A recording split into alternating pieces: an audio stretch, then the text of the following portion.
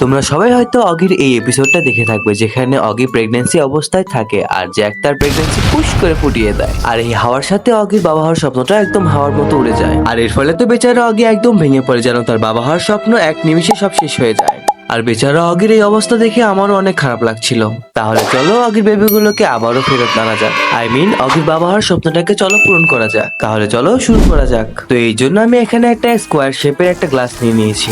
আর logically দেখতে গেলে অগির তো একটা ছেলে বিড়াল, তো এখানে অগির প্রেগনেন্ট হওয়ার তো কোনো চান্সই নেই। তো এই জন্য আমাদের দরকার হবে অগির জিএফ বা অগির ওয়াইফকে। তোমাদের কাছে আমার একটা প্রশ্ন থাকলো যে অগির জিএফটা যে রয়েছে তার নামটা কি, অবশ্যই কমেন্ট করে আমাকে জানাবে। তো এখানে অগির সেই পেইন্টিং করাতে আমার প্রায় শেষ। তো চলো এবারে ফাইনাল লুকটা দেখা যাক। সো গাইজ, এবার তো অগি বাবা হবে 100% শিওর। তাহলে চলো বাবা হওয়ার খুশিতে অগির রিয়াকশনটা দেখা যাক।